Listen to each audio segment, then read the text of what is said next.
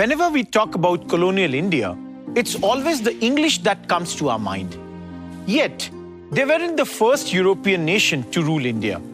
It was the Portuguese who first set foot in India to establish trading centers in the country. Later on, with the help of their governors, they were able to establish the Portuguese government. However, the Portuguese rule in India is often sidelined. But the Estado Português da Índia, or the state of Portuguese India, was a significant part of our Indian history. Within 50 years of Vasco da Gama's arrival in Calicut, several coastal areas of the Indian mainland came under the Portuguese rule. Goa and its surrounding coast, up to the 60 miles, were under the Portuguese occupation.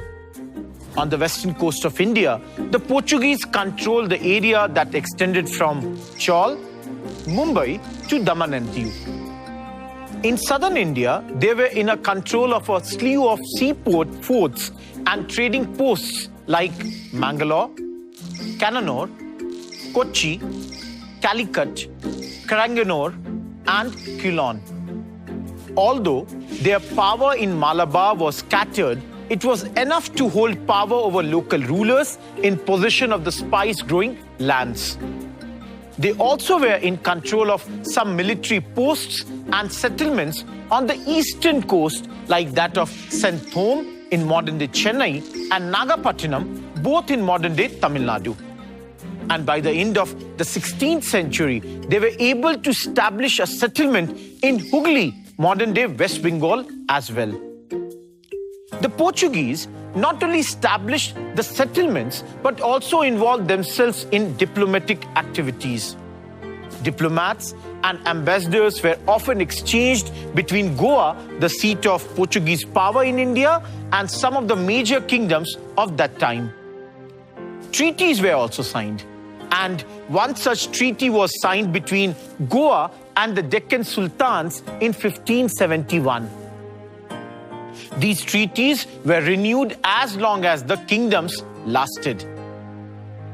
They also intervened in local politics. For example, they played a significant role in the battles between the Vijayanagar Empire and Deccan Sultanates, the Deccan Sultanates and the Mughals, and between the Mughals and the Marathas. While the Portuguese motive was primarily commercial when they came to India, it soon transformed into a thirst for greater power in the Indian Ocean. And to become the master of the sea, they conquered places, constructed forts, etc. But these newly established settlements and trading posts required governance. And to govern these places, they established an administrative system. So, how did the Portuguese administrative system work? Let's take a look. The Portuguese administrative system was hierarchical in nature, and instructions flowed from top to bottom. On top, there was a viceroy who was seated at Goa. He was the head of the Portuguese administration as well as that of the civil and military government of the whole Portuguese overseas empire. The said empire stretched from East Africa to Moluccas and Macau. He served for 3 years and was only accountable to the Portuguese crown. The viceroy was assisted by a secretary and in the subsequent years by a council.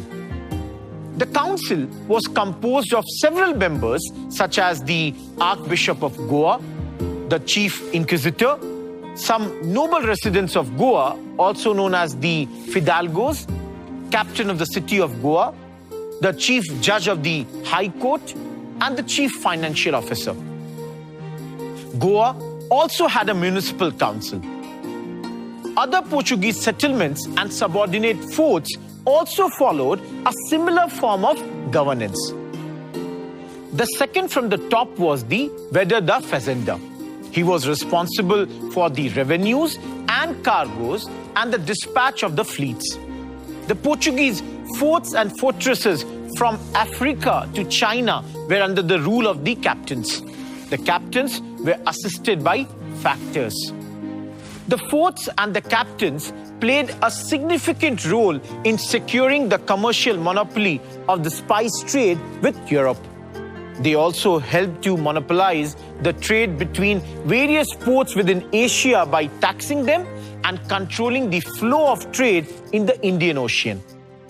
The power of the captains often increased due to the lack of communication with the higher-ups, and this was misused for meeting the personal ends.